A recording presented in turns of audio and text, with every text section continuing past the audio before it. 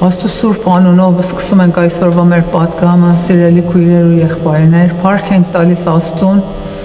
այս Սուրբ օրվա համար եւ իր պատգամի համար։ Իր հարության տոնն ենք տոնում այս օրերին, Աստծո Սուրբ ոգին մեզ վրա լինի, բոլորիս վրա, թե լսողների եւ թե խոսողների, ինքը խոսի եւ ոչ թե մարդը, եւ մեզ հարություն տա, հարության հոգին պարգևի, ամեն։ Խոսքս քանի մասից է, երկուսը եկեղեցուն, որպես մարդ պատկերացնենք, երկուսը մարմնի մասին է եւ երրորդ մասը գլխի մասին է։ Ուրեմն մեկ-մեկ անդրադառնանք ու առաջ կգնանք։ Առաջին մասը երկրորդ թագավորաց 11-րդ գլուխ 3-ից մինչեւ 5 համարներն է, նախ կկարդամ, հետո կանցնենք խոսքին։ Եվ եղավ հետևյալ տարին, որ թագավորները պատերազմի դուրս գալու ժամանակին Դավիթը Հովաբին եւ նրա հետ իր ծառաներին եւ բոլոր Իսրայելին ուղարկեց, որոնք ամոնացիներին կոտորեցին եւ Ռաբբան պաշարեցին, բայց Դավիթը մնացել էր Երուսաղեմում։ Եվ մեկ օր իրիկվա դեմ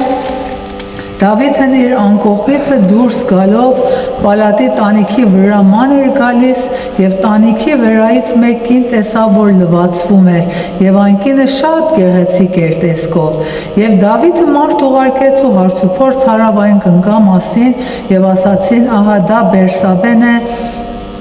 Էլիամի աղջիկը Կետացի Ուրիայի կինը։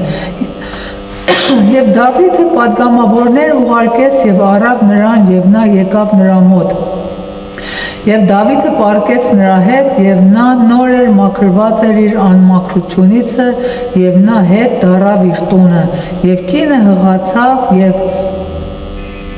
մարդ ուղարկեց եւ իմացրեց Դավիթին ասելով ես հղի եմ։ Տեսնենք ինչ կատարվեց այս համարների մեջ, որ կարդացինք։ Դավիթը որպես աստումարդ թագավոր Իսրայելի ամենին ուղարկել է պատերազմի եւ ինքը տանն է մնացել։ Այնտեղ որ ինքը պիտի լինի չի, որտեղ ինքը որպես պատերազմող մարդ պիտի պատերազմի դաշտում լիներ։ Ուրեմն տոնը մնացել է, ձանձրացել է, քոնը չի տանում, ընկերները չկան, պատերազմ չի անում, պարապա մնացել, հնում է այս կոմենքում, ասում է այդհամ կտուրը այս տուն, այն տուն, ուրիշներով զբաղվելով, նայելով, տեսնում է Բերսավեին եւ ընկնում է մեղքի մեջ։ Այս մեզի ցույց է տալիս, որ սիրելիներս մենք կանչված ենք որպես եկեղեցի պատերազմելու, ինչպես որ Դավիթը։ Երբ որ մենք մեր ժամը չենք հատկացնում պատերազմելու, հոգևոր պատերազմելու, մենք ընկնում ենք տարբեր մեղքերի մեջ, ինչպես որ Դավիթն ընկավ։ Հասարակ նայենք, պատերազմ չի գնացել, սիրտն ուզեցել է տունը մնա կամ ձանձրացել է, բայց տեսնում ենք, որ հենց այդ հասարակ բաները մարդուն տանում է դեպի մեծ մեղքերի։ Առաջինը Դավիթը մեղք գործեց շնություն արավ, հետո ուզած ծածկի ամեն ձևի այդ Ուրիային տուն բերեց, որ իր կնոջ մոտ գնա, որ իր մեղքը ծածկվի, բայց Աստված թույլ չտվեց եւ հետո այդ մարդին թշնամու ձեռքով մերցնել տվեց։ Այսինքն ամենահասարակ, ամենափոքր բանից տեսեք քանի հատ մեղքերի մեջ ընկավ։ Մենք էլ պիտի ուշադիր լինենք մեր կյանքում, որ փոքր բաները մեզի տանում են դեպի մեծ մեղքեր։ Պիտի այդ փոքրիկ բաներին մենք ուշադրություն դարձնենք։ Այդ ձանձրույթը տարավ դեպի շնություն, տարավ դեպի իր հարևանի կնկան ուզելու եւ տարավ իրան դեպի մեղք գործել մարդասպան լինելու։ Եվ այս ամեն չարությունը Աստված տեսնում է եւ հատուցում անում, որտեւ չարությունը հետևանք ունի սիրելիներս, թեկուզ Աստված Դավիթին ներեց, բայց այդ հետևանքը մնաց իր ընտանիքի մեջ։ Նաթան մարգարեին ուղարկեց, որ ասի, որ սուրը քո տանից չի պակասի, եւ հետո պատմության մեջ տեսնում ենք, որ հենց իր երեխաների մեջ նման շնություն է լինում, պատերազմ է լինում, կոտորած է լինում սիրելիներս։ Ուրեմն առանց պատիժ չի մնում ամեն մի մեղք։ Երկրորդ գլուխ 15 համարը կարդամ. բռնեցեք մեզ համար աղվեսները, այգիներին ավերող պստիկ աղվեսները, որովհետև մեր այգիքը ծաղկել են։ Այգու մեջ աղվեսները վազվզում են, ինչ են անում, ծաղիկները թափում են, ծաղիկները, որ պիտի պտուղ դառնա թափումը, այդ փոքր մեղքերը պատճառը դառնում մեր հոգևոր մրգերը չհասունանա, հենց այն սկզբից փչանան եւ մենք պտղատու չլինենք Աստծո համար սիրելիներս, ուրեմն պիտի ուշադիր լինենք փոքր մեղքերին նույնպես։ Դավիթը որտեղից որտեղ հասավ, ինքը ասում է օրհնյալ է Տերը, իմ վեմը, որ սովորեցնում էին ձեռքերը կռիվ անելու եւ իմ մատները պատերազմի։ Աստված մեզ սովորեցնում է պատերազմել, բայց մեր ձեռքերը, մեր ունակությունները, մեր կարողությունները ինչ ճանապարհի մեջ ենք օգտագործում եւ որտեղ ենք օգտագործում, մենք որտեղ ենք կանգնած եւ ինչ ենք անում, շատ կարեւոր է սիրելիներս։ Երբ որ մենք ճիշտ տեղում չլինենք, դառնում ենք Աստծո մարմնից դուրս եւ թիրախ սատանային եւ սատանան կարողանում է որ մեր վրա հարձակվի, ինչպես որ Դավիթին տարավ դեպի մեղք։ Եվ այդ շատ կարևոր է, որ մենք քննենք մեր հոգևոր կյանքը, որ արդյոք մենք Աստծո մեջ ենք, արդյոք մենք այնտեղ ենք, ուր պետք է լինենք։ Դավիթը պիտի պատերազմի դաշտում լիներ, բայց մնաց տունը ձանրացավ եւ մեղք գործեց։ Մենք արդյոք կատարում ենք Աստծո կամքը մեր հոգևոր կյանքի մեջ։ Արդյոք մենք այնտեղ ենք, որտեղ որ Աստված ցանկանում է մենք լինենք։ Այս հարցերը շատ կարևոր է, որ մենք մեզ պիտի տանք սիրելի քույրս ու եղբայրս, որտեղ սատանան ասում է գոռոզ առյուծի պես ման է գալիս, որ մեկին բռնի եւ սպանի։ Մենք երբ որ Աստծո մարմնից, Աստծո կամքից դուրս ենք լինում, թիրախ ենք լինում սատանային եւ խոցվում ենք եւ մեղքի մեջ ենք ընկնում։ Երկրորդ մասը սիրելիներս Ծննդոց 34 գլուխ 1-ից 5 համարներն են։ Ծննդոց 34 գլուխ 1-ից 5 համարները։ Այստեղ մեր հերոսը ուրիշ մեկն է, Դինան է, Հակոբի ու Լիայի աղջիկը սիրելիներս։ Կարդամ այդ մասը ավետարանից ու անցնենք խոսքին։ Եվ Լիայի աղջիկ Դինան, որին նա ծնել էր Հակոբի համար, ելավ այն երկրի աղջկերանց տեսնելու, եւ այն երկրի իշխան Խևացի Եմովրի որդի Սուքեմը տեսավ նրան եւ առավ ու պարկեց նրա հետ եւ պղծեց նրան, եւ նրա հոգին Հակոբի Դինա աղջկան հարեց, եւ սիրեց այն աղջկանը եւ աղջկա հետ քաղցրությամբ խոսեց, եւ Սուքեմը խոսեց իր հայ Եմովրի հետ ասելով. այս դուստրն ինձ համար կին առ, եւ Հակոբը լսեց, որ նա իր Դինա աղջկան պղծեց, բայց նրա որդիները նրա հոտերի հետ դաշտում էին, եւ Հակոբը լռեց, մինչև նրանց գալը։ Տեսնում ենք, որ այստեղ էլ նույնպես այդ աղջիկը 6 հատ եղբայր ուներ, ուրեմն իր շուրջը միայն եղբայրներին, տղաներին էր տեսնում,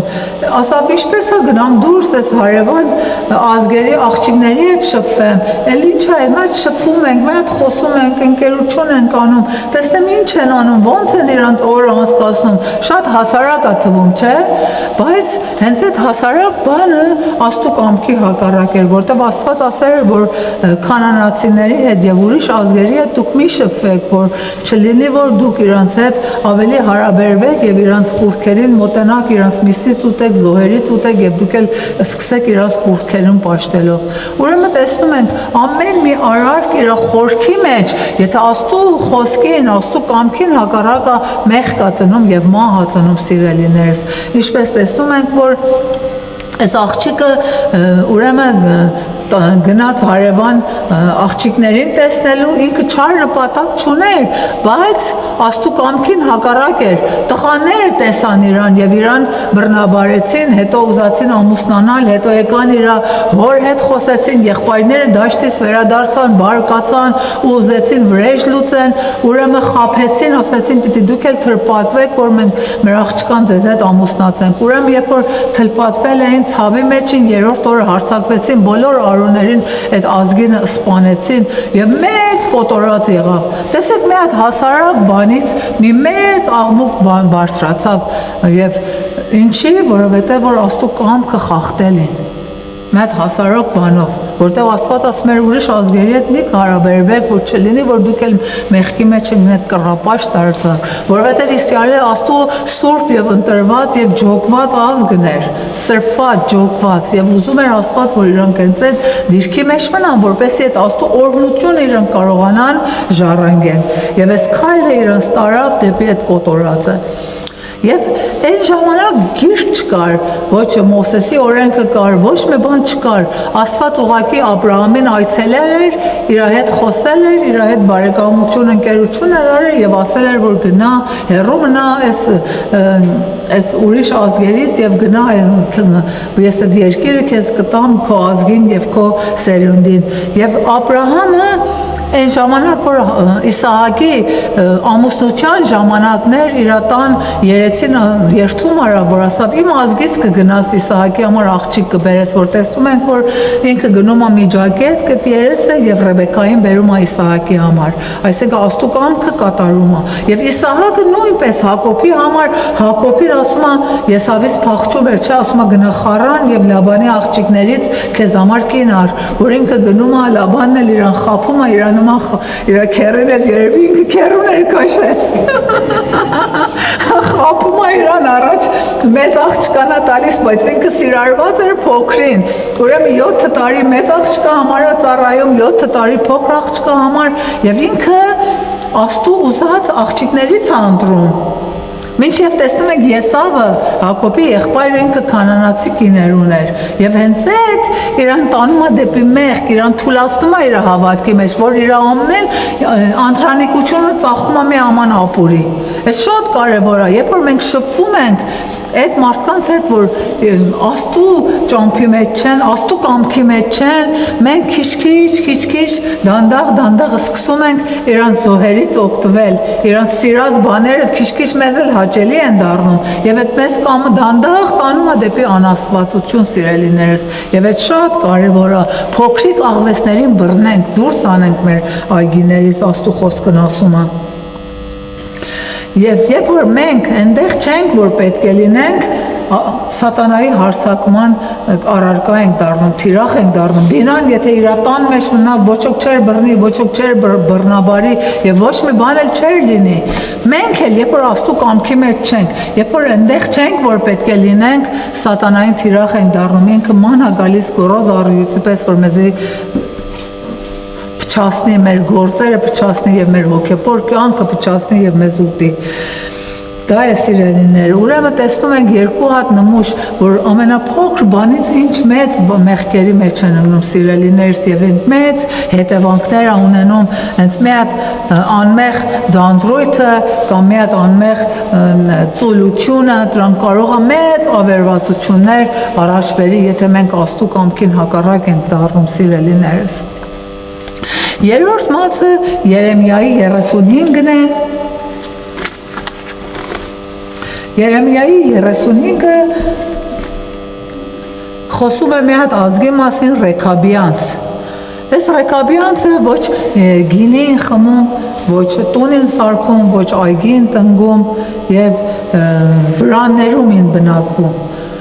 Ինչի, որովհետև իրանց հայրը 200 կամ 200 քանի տարի առաջ իրանց պատվիրել էր, որպեսզի որ դուք ապրեք երկրի երեսին, ոչ գինի խմեք, ոչ տուն սարքեք, ոչ այգի սարքեք, ոչ ցանկ արեք, եւ վրաններում ապրեք։ Եվ իրանք հարգելով այդ իրանց հոր ասածին, ամբողջ իրանց կյանքը այդպես են ապրում։ Աստված Երեմիա մարգարեին ուղարկեց, ասավ գնա Ռեքաբյանց երեխա զավակներին կանչի, գինի դիրանց առաջը ասա խմեք։ Երեմիան կանչում է Ռեքաբյանց ու գինի է դնում, բաժակը դնում, ասում է խմեք։ Ասում են, չէ, մենք չենք խմի, մեր հայրը պատվիրել է, որ մենք չպետք է գինի խմենք։ Աստված ինչի համար է այս բանը անում մարգարեի ձեռով։ Աստված Այն օրը Իսրայելին եւ այսօր մեզ ասում է, եթե այդ մարդիկ իրանց հայրերի խոսքը հարգելով գինի չեն խմում, պատվում են, իրանց ապրելաձևը իրանց հոր ասացի պես են անում, տուն չեն սարքում, այգի չեն տնկնում, ցանկ չեն անում, վրանների մեջ են ապրում, իմ խոսքս ձեզ համար արժեք չունի։ որպես Աստված, որ այդքան հրաշքներ եմ արել, ձեզ կյանք եմ պարգև է, դուք իմ խոսքը չեք հարգում։ Աստված այն օր Իսրայելին էր ասում եւ այսօր մեզ։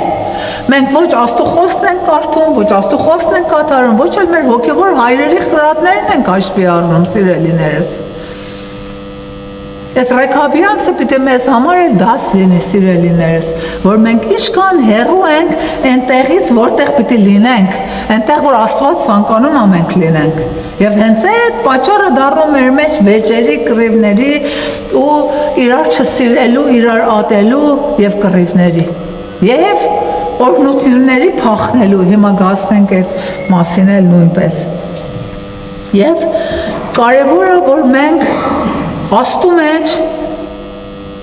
Հիսուսի մարմնի մեջ մենք ճիշտ տեղում լինենք, ինչպես Աստված մարդին ստեղծել է գլուխը իր տեղն է, ձեռքը իր տեղն է, ոտքը իր տեղն է, տեսել եք մինչև հիմա մեկի ձեռքը ոտի տեղը լինի կամ ոտքը ձեռքի տեղը լինի, եթե մի հատ երեխա մեծավա ծնվում, որ նորմալ ձևի չի, ասում ենք ինչա, այդ նորմալ չի, այդ անբնական է, անթերի է։ Մենք էլ եթե Աստծո կամքի մեջ, Աստծո մարմնի մեջ այն գործը, որ պիտի անենք, չենք անում, ուրեմն մենք թերի ենք, նորմալ չենք, նորմալ վիճակի մեջ չենք եւ պիտի գանք այդ վիճակի մեջ։ Չորրորդ մասը, սիրելիներս, այս ինչ որ մինչև հիմա խոսեցին, եկեղեցին, որպես մարմին պատկերացնենք, եկեղեցու մարմնի մասին էր, որ պիտի զգուշանա, որ Աստծո մեջ լինենք, որպեսզի սատանային թիրախ չլինենք, որպեսզի ճիշտ տեղում լինենք եւ ճիշտ աշխատենք։ Հիմա հաջորդ մասը եկեղեցու գլխի մասին է, սիրելիներս։ Սաղմոս 133։ Տես ինչքան բարի եւ ինչքան ցանկալի է, որ եղբայր իրար հետ մեկտեղ բնակվեն, այն ազնիվ յուղի պես է գլխի վրա, որ թափվում է մորուքի, այսինքն Ահարոնի մորուքի վրա եւ իջնում է մինչեւ նրա հանդերձների ծայրը։ Հերմոնի շաղի պես է, որ վայր է գալիս Սիոնի սարերի վրա, որովհետև Տերն այնտեղ պատրաստեց օրհնություն եւ կյանք մինչեւ հավիտյան։ Այստեղ ասում է Ահարոնի եւ նրա որդիներին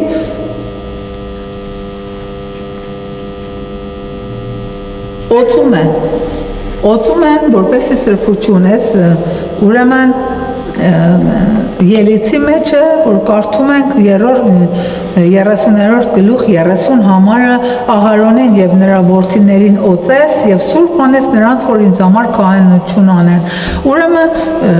այստեղ այս յուղը, այդ օծության յուղն է, որ քահանային օծում են։ Ահարոնին ու իր որդիներին Մովսեսն ասում է օծեք այդ յուղով հատուկ բաղադրությունով, անուշահոտություն, տարբեր բաղադրություններով այդ յուղը պատրաստում են եւ օծում են քահանային, որպես այդ քահանան սրբվի, ջոկվի եւ Աստծուն ծառայի։ Եվ այս օծությունը, այդ յուղը հիմա նշանակում է Սուրբ Հոգու օծությունը, որ մեր վրա է գալիս, սիրելիներս, որ մեզ սրբում է եւ մեզի առաջնորդում է մեր հոգեվոր կյանքի մեջ։ Առաջին Պետրոս առաջին գլուխ 22-23 համարները Սուրբ Հոգուն միջոցով ձեր անձերը սրբելով ճշմարտության հնազանդությամբ անկեղծ եղբայրասիրության համար մաքուր սրտով իրար սերտ սիրեցեք վերստին ծնված լինելով ոչ թե ապականության սերմից այլ անապական սերմից Աստծո կենթանի եւ հավիտենական խոսքով Այստեղ ինչ է ուզում ասել Աստծո Սուրբ Հոգին մեզի սրբում է, ինչպես այն օրը այդ Սուրբ յուղով Ահարոնին օծեցին, իր որդիներին օծեցին, որ Աստծո համար քահանա լինեն, մենք էլ նույնպես Աստծո Սուրբ Հոգին գալիս է մեզի սրբում է եւ մեզի ունակ է դարձնում, որ հնազանդվենք ճշմարտության խոսքին։ Եթե մենք Սուրբ Հոգին չունենանք, չենք կարողանում հնազանդվենք Աստծո խոսքին, որտեղ մեր մարդկային հոգին այդ զորությունը չունի, որ հաղթի մեղքին, սիրելիներս։ Դրա համար Աստված Սուրբ Ոգին ուղարկեց եկեղեցուն, որպեսզի օգնական լինի մեզի, որ մենք կարողանանք ճշմարտության խոսքին, իր խոսքին հնազանդվենք, եւ այդ հնազանդությունը մեզի տանում է դեպի այն ճանապարհը, որ սրբության ճանապարհն է, որ տանում է դեպի Աստված, սիրելիներս։ Այս Աստծո ծրագիրն է մեզ համար, սիրելիներս, որ հնազանդությունն բանալին է, այն քարտեզն է,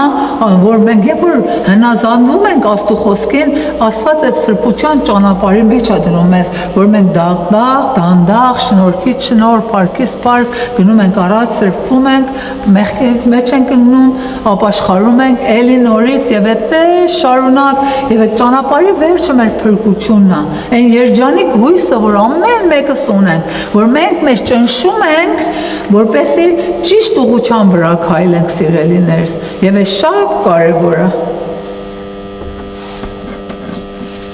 Եվ այդ ժամանակը, որ մենք կարող ենք իսկականից եղբայրասեր լինենք, որտեղ երբ որ Աստծո սեր գալիս է մեր մեջ, մենք կարողանում ենք մեզանից դուրս ուրիշներին էլ տեսնենք,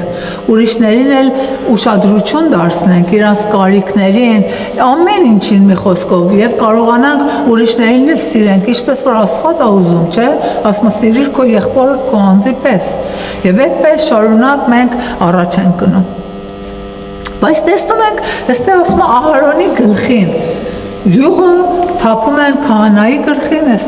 դեպքում Ահարոնի ու իր տղաների դեպքին, տեսնում ենք յուղը, որ թափես գլխիդ, տենց քիչ-քիչ կգացած դեպի մարմնիդ, դեպի հագուստիդ ու միջև ցած, չէ՞։ Նույնն էլ եկեղեցում է, երբ որ Աստծո օծությունը գալիս է եկեղեցու գլխի վրա, եկեղեցին օծվում է, քիչ-քիչ իրենց խոսքերով, իրենց քարոզներով, խրատներով, իրենց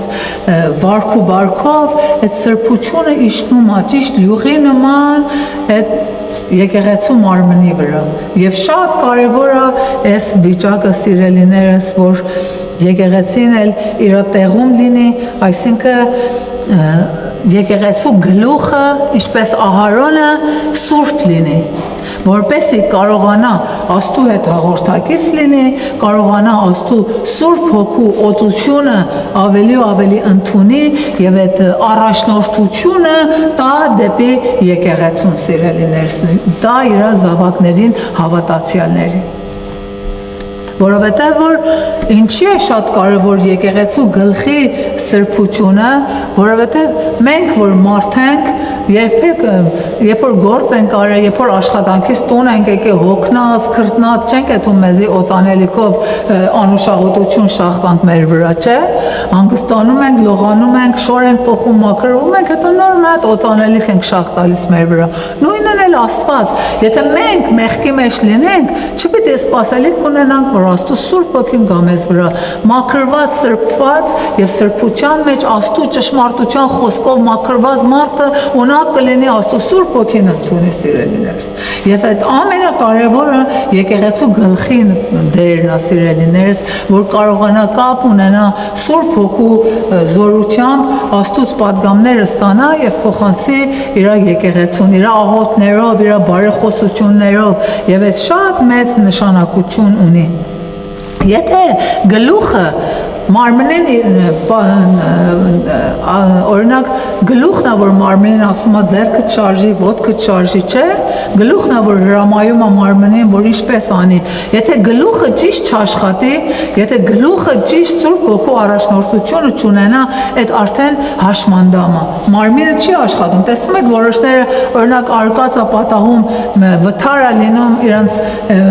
խնդիր է ունենում, իրենց գլուխը արդեն էլ չի, իր ներվերը կապը կտրվում է մարմնի հետ եւ հաշմանդամ են լինում, կամ պարկած են, կամ նստած են, չեն կարողանում շարժեն։ Ինչի, որովհետեւ գլխի եւ մարմնի կապը կտրված է։ Երբ որ եկեղեցին իր կապը իր գլխի հետ, Քրիստոսի հետ կտրված լինի, այն ժամանակ եկեղեցին չի կարող աշխատի։ Ինչպես որ մարդու մարմինը, եթե գլուխը ինչ-որ վթարի պատճառով մարմնից այդ ներվերը խախտվի, կտրվի, մարմինը հաշտանդամ է դառնում։ Ուրեմն տեսնում ենք որքան մեծ է եկեղեցու գլխի սրբությունը, սիրելիներս, եւ է շատ կարեւոր է։ Որովհետեւ որ եթե եկեղեցու գլուխը պատերազմող չլինի, եթե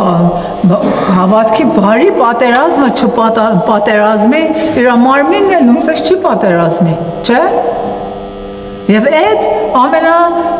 դաժան բանն է եկեղեցու համար, որտեղ տանում է դեպի մահ։ Եվ մենք շատ թույլ ենք վարվում, շատ մատերի արանքով ենք նայում այս հանգամանքին, սիրելիներս։ Եվ շատ լուրջ պատմություն է այս, որովհետև որ երբ որ Աստծո հոգին մեզ հրամայի, մենք ամենս այդ մարմնի մեջ կսկսենք ճիշտ աշխատել։ Ով իր տեղը ճիշտ կաշխատի եւ այդ եղբայրասիրությունը, այդ սերը մեր մեջ կսկսի հորթել։ Մենք շատ բաներ ենք տեսնում, սիրելիներս։ Մենք գիտենք, որ մեր եկեղեցին արթուն եկեղեցի է արդյոք մենք այն դիրքի մեջ ենք, որ Աստված ցանկանում է։ Մենք երկու ճանապարհ ունենք այս մոմենտին, սիրելիներս, որպես եկեղեցու անդամներ, մեր հայ առաքելական Սուրբ եկեղեցու անդամներ։ Մենք առաջինը կարող ենք ինչ անենք։ Ծննդոց 34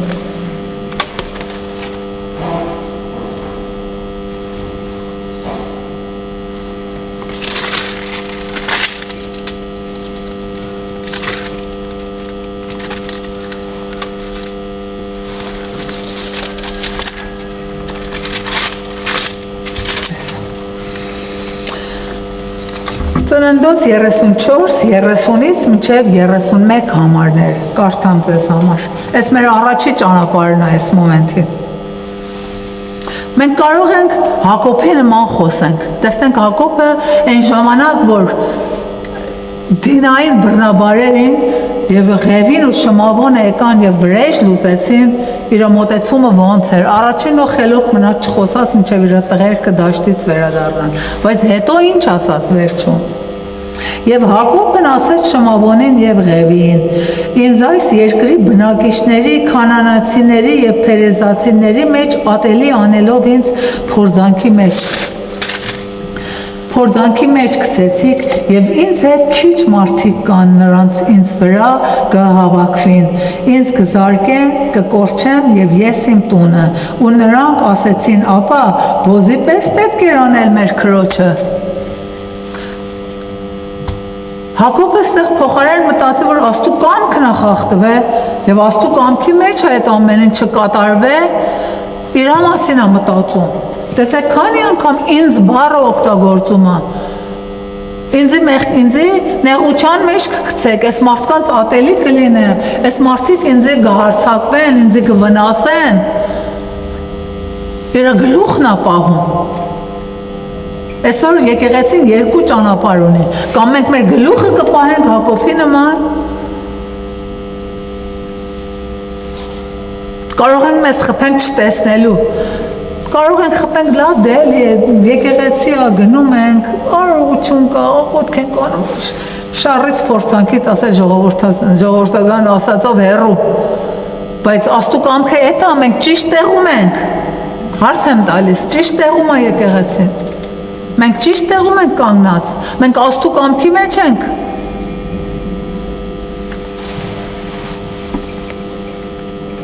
Բայց Աստու խոսքը ինչ է ասում, սիրելիներս։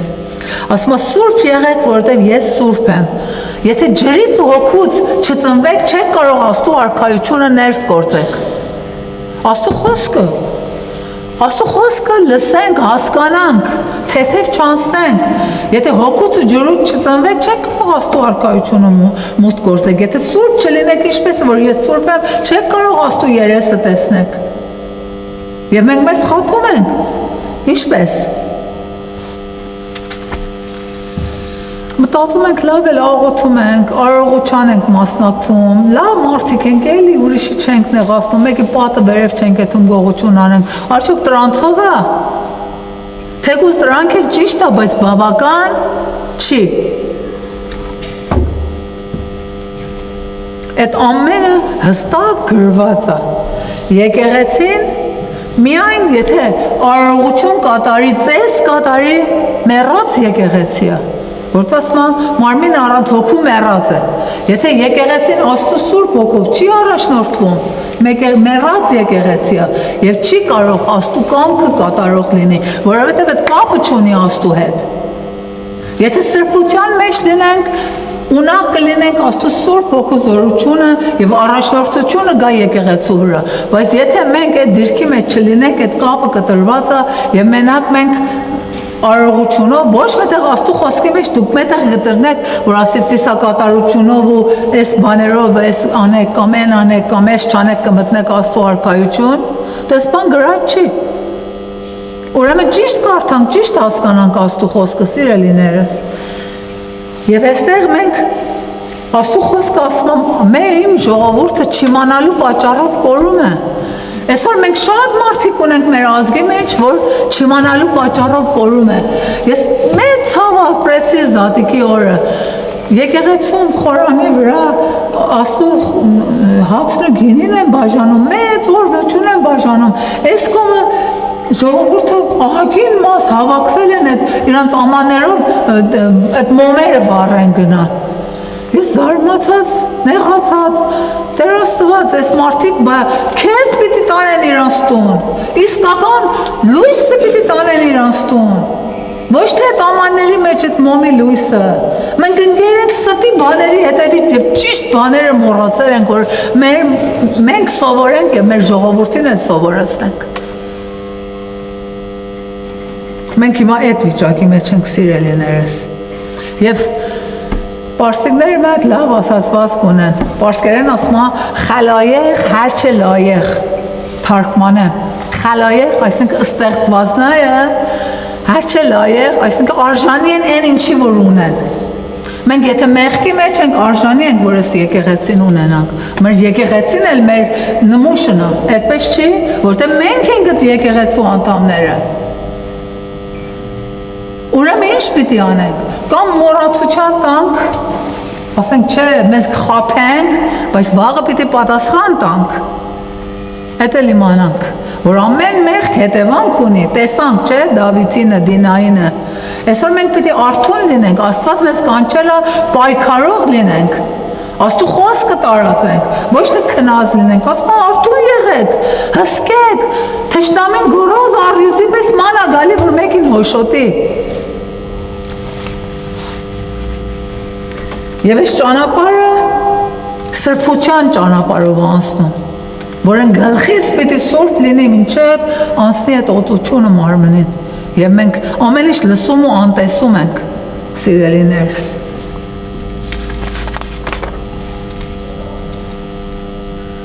Ուրեմն մենք ճիշտ տեղում չենք։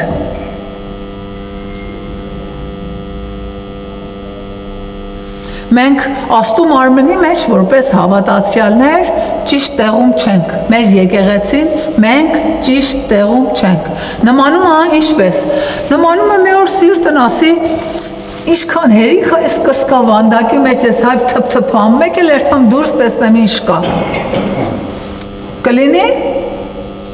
Սիրտը պիտի Աստված ստեղծել այս կրսկավանդակի մեջ պաշտպանված լինի, որպեսզի արյունը փամփանի լրի մարմնին։ Կարող է սիրտը չաշխատի։ Մի օր մեր սպիտակ արյունի, սպիտակ գնդիկներն ասեն, հերիքը ինչքան պատերազմեցիմ, մի քիչ էլ հանգիստ լինեմ։ Սպիտակ գնդիկների գործը ինչ է արյան մեջ, որ երբ որ ուրիշ մի բան մարմնի մեջ հիվանդություն գալիս է, անմիջապես երթում են եւ մարմինը ինչ են անում, պաշտպանում են, պայքարում են, որ այդ ինֆեկցիան չանցնի ամբողջ մարմինը։ Սպիտակ գնդիկները մարմնի զինվորներն են, սիրելիներս։ Կարող է այդպես լինի, կարող են տենց աշխատել մեր մարմնի անդամները։ Ուրեմն պիտի ամեն ինչը ճիշտ աշխատի, որ մենք առողջ լինենք։ Նույնպես եւ եկեղեցիում։ Այն ժամանակը եկեղեցին առողջ եւ տեղին, որ ամեն անդամները մեկ առ մեկ իրենց տեղին Աստծո կամքի մեջ լինեն եւ սուրբ լինեն, սիրելիներս։ Եվ այս կարևորը, որ այդ ամենից այդ սրբության ճանապարհը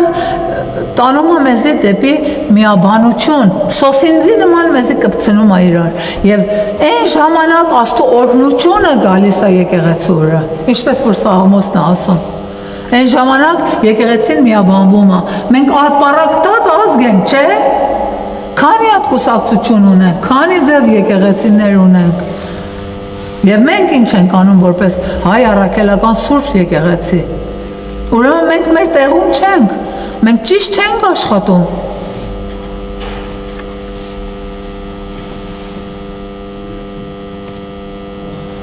Եվ գլխի օծությունը շատ կարևոր է, գլխի սրբությունը, որպեսզի այդ Աստծո առաջնորդությունը ստանա եւ ժողովրդին տա։ Երբ որ եկեղեցու գլուխը սուրբ չլինի, մարդկային